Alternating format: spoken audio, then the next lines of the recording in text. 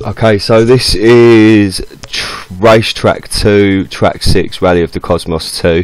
I'm now going to go into a bit of detail about providing audio for the level and how I integrated it successfully with the box triggers that were attached to the checkpoint. Or the checkpoints throughout the racetrack. So it's going to be based around the blueprint editor. So basically what happens is you want to start off by loading your level, getting your level built, or using a pre-built level for whatever purpose, and then you're going to go over to your audio tracks, or you're going to want to find your audio tracks. Now here I've created soundtracks, audio tracks from my EP, which is a part of this project, and part of the project was to create a soundtrack or an LP that was for listening purposes, and also suitable for racing games such as like Total Driving, Wipeout, Crash Team Racing, V-Rally, many other, like many racing games like Need for Speed and what have you. A good racing game has a good soundtrack that keeps the energy going of the atmosphere and sort of heightens the excitement of beating your opponents. So what was done differently about this project as a whole was the fact that because I was learning within this graphical environment, which is Unreal Engine middleware program, that allows you to use place props throughout the within your virtual environment or your blueprint or your geographical map, basically. So it's all virtual, and you can if you have a knowledge of architecture and just generally placing props and throughout the game, then you're halfway there. This is the vehicle game, which is downloadable from Unreal Engine's or Epic Games website, which is, if I find it correctly, you can look over here, and so you can download it, or you go to your marketplace, or I believe it may be news. Bear with me a second. So yeah, so you get all types of levels you can download for your own purpose: realistic rendering, stylized rendering. Right at the bottom here you've got vehicle game. You can download that from there and do what you want with it. So you download your levels, or your pre-built, or your props, designed for a specific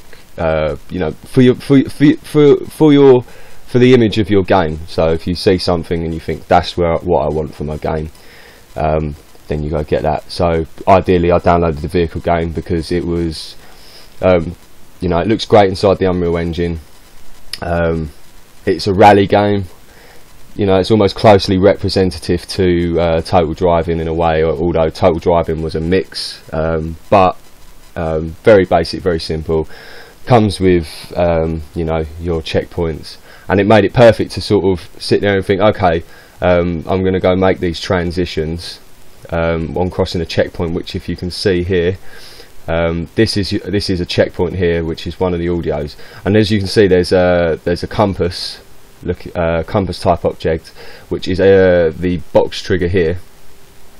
So if I have a look recently, so box trigger, visual effects. So here we are. I'd make a box brush or box trigger, but yeah. So this is actually a block. This is what they call a box trigger, essentially.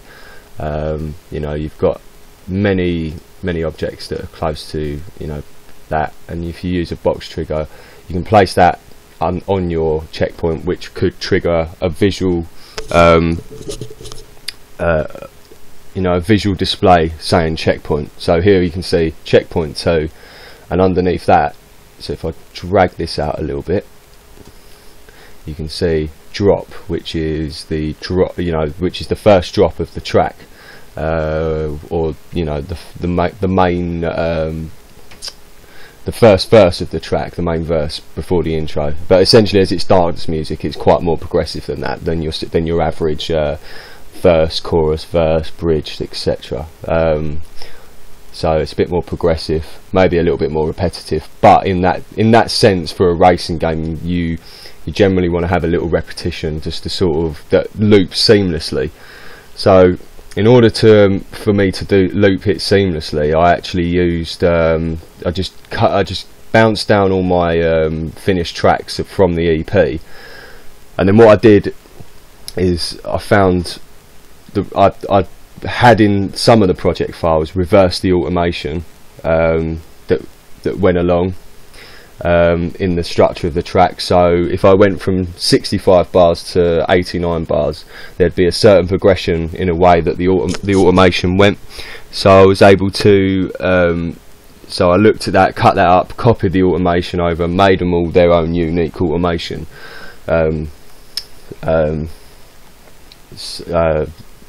loops, automation loops, or editors, or whatever have you. And what you do is you reverse basically whatever it goes to by the time it's 89. You meet it at a halfway point, so 65 to 4, 16. So halfway in between you. So let me just rephrase that. So if you have 65, so if you have 65 to 19, 65 to 97, sorry, and so that's another 32 bar phrase, and you've got a long period of automation bars going over. You want to sort of reverse that to keep that consistency in that loop, rather than noticing any real changes from there on, or before you move it over to the next section. So you can use time transitions effectively to make the music interactive. So what I did is I chopped all them up, did those processes, and then also used some of the originals to find the continuous looping points.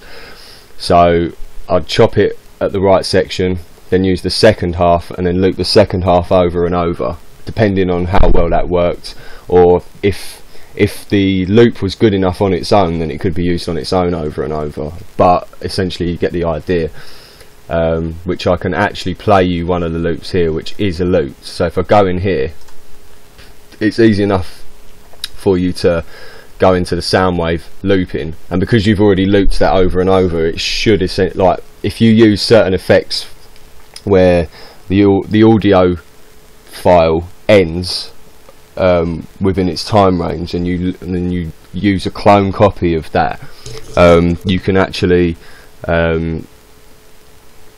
just loop that again. But sometimes to make that more effective is to mask it with reverb, but not always is that needed. But sometimes this was the case with these files. But I can play you this now, and until I instruct it to stop, it's not actually going to stop. So I'll just play that.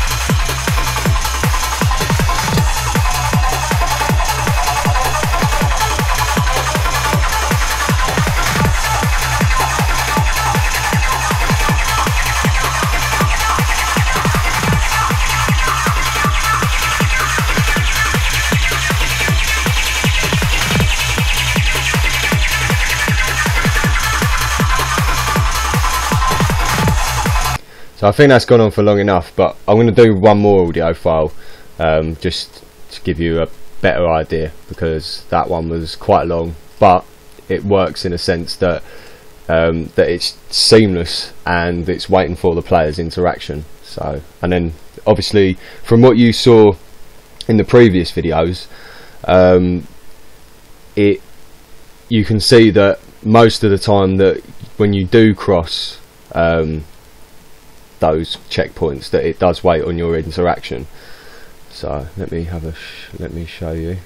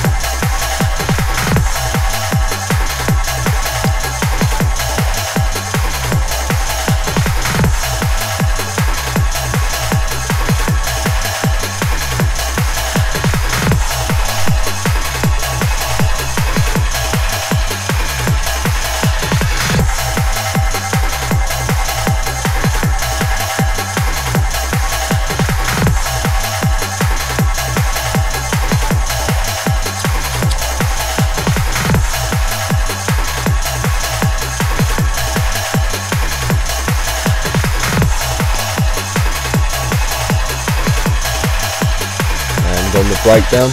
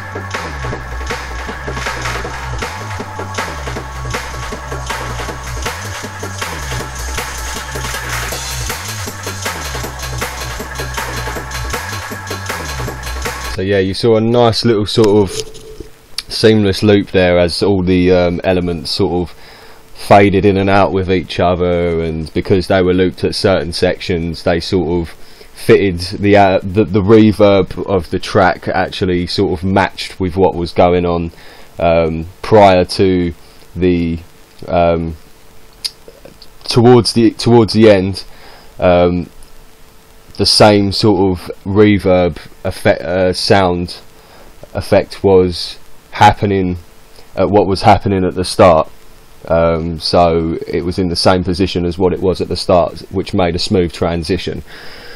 So that's the importance that keeps the music running smoothly, as well as being able to successfully transition them to next songs. Now ideally, when going into the blueprint editor, which I'm going to go into now, but actually before I do that, So when you've got your sound file here, as you can see, it's like totally separate from the actual track, but it's actually attached to it. One way to do that is, the best way to get your drop, which you can see here, as I said, that it's attached, and I've gone into here, and you want to attach it to an actor, which is your box trigger, which acts as your checkpoint. Now this is checkpoint 2, which is right about so. Obviously it's not appeared here because obviously I've already attached it to a checkpoint, but I've attached it, and you can see many here that's attached, and there's some left unattached because obviously some of the checkpoints are too close to each other, and it doesn't leave enough time for the actual music loop to run its course. So if you wanted to attach, so you attach it to here. So you attach it to there. So I've now got drop, and then you would want to go into your level blueprint editor. So now, what is going on in here? So there's a lot, but here you can create a reference to your drop, and that'll create a sound file. And then if you move in here, you go like that. You click on the node hole, and you want to untick content sensitive, and then you want to go to fade out, so to speak. So if you used to move that into the next one, you'd fade that out.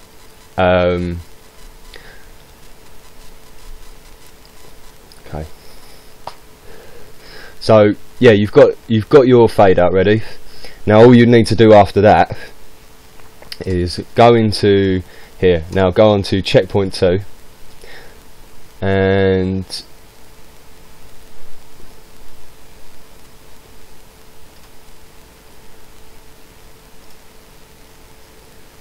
so you go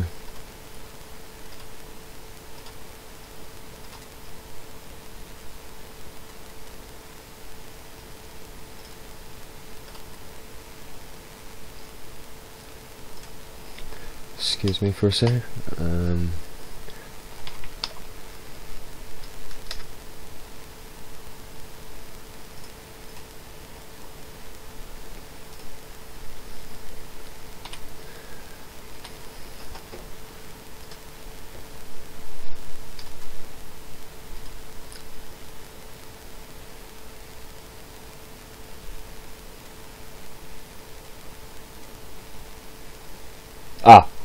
Yeah, so in order to make sure that the fade out happens, you want to add a new event to your current event, so the checkpoint, and then you'd want to go on actor begin overlap. Now it says here, called when another actor begins to overlap this actor, for example player walking into a trigger. So what that means is I've got a new sound event placed to this checkpoint that will also display that, you know, it says that I'm at the checkpoint, but will change the music to however you see fit. So in my part of, in this project, or for the purpose of this project, I'd change the music to progress towards the end of the track, or to a more intense part of the track, you know, to indicate the racers making progression throughout the track.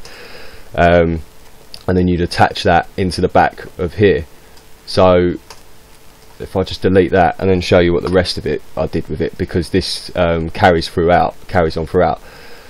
So checkpoint 3B is I believe the first, or no, checkpoint 2 is the first checkpoint where the music changes. So throughout the track, on the track, so the first part of the track, you've got your audio track, and it starts off with the first audio, which is just placed in the graphic environment. It's triggered straight away, but what you can see here, it says break and bass, which is the first start, which is the first part of the track that starts from the you know, for the first part of the level. So it's triggered as soon as the player starts the level, so there's always going to be music there. and it's looped so that it's going to loop forever or seamlessly, and the drop comes in. So what you do, what I did is you attach that to the fade out, and that's on the on actor begin overlap on checkpoint 2. So that's an event added to checkpoint 2. So you can instruct. So once that happens, you can attach that to your fade out, and that's what essentially your job's going to do. Now fade out. So it's an instant fade out. It just cuts the music, and on the fade in, the drop comes in. So it gives it 0.3 seconds to fade in, so that it sort of sounds a bit more time consistent or timed, basically, because it could get a little bit messy if it was to just cut into the next track. Obviously, this is noticeable, and using Fmod would be essentially more beneficial in terms of these cases, which will show why in one of my other videos. Now this carries out throughout most of the checkpoints, as you can see here. Checkpoint 3A, checkpoint 5, you know, from checkpoint 3A you can see that the drop is actually attached into the target itself, the fade out target of checkpoint 3A, and then you can see that the pad break goes into the fade in. Now down here there's checkpoint 3B, which I'll show you where it is, because there is a two-part checkpoint, because you can go either way. You can use the jump, which you saw earlier. You can use the jump and go over to the next bit, and in 3B you have another, there's drop again, and it's also got breakdown, or you got pad break, or yeah, so you got pad break in 3A as well. So, and you can see it is very messy in here, so it's hard to navigate our way through it, but there's a reason for that, which I'll explain why in a second. 303 drop goes to checkpoint 5, and then you've got checkpoint 4, so that's the second one. So that's the first 303 drop, and then you go checkpoint 5, 303 drop fade out to 303 drop 2 fade in. So a lot going on. Or in total there is only 5 checkpoints and 5 changes of music, but the reason why there's so many wires, node wires going back and in and out of each other, is to prevent the player triggering music over another piece of music, so it would sound completely out of time per se. So say if I was to go from checkpoint 2 to checkpoint 3A, and then I decided I wanted to go round and drive in reverse, and drive into 3B, then 3B, if I was to drive in 3B and the music was placed for that trigger, and I didn't wire everything up correctly, so checkpoint 3A, so if I have a look quickly, so if he was to drive from 3A and then drive back round to 3B and then 3.2, then the music would all be playing on top of each other. So what I've had to do for that is the drop on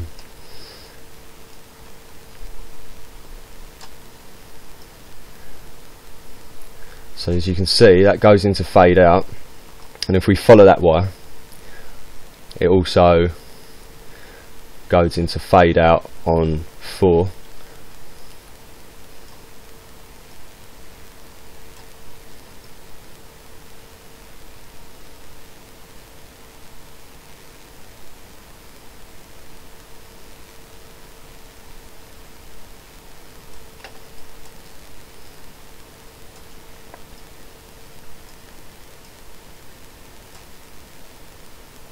And there's also another drop fading out on 3A. No, my apologies. So as you can see, it's targeted in the fade out, whereas it fades in on 3B. Now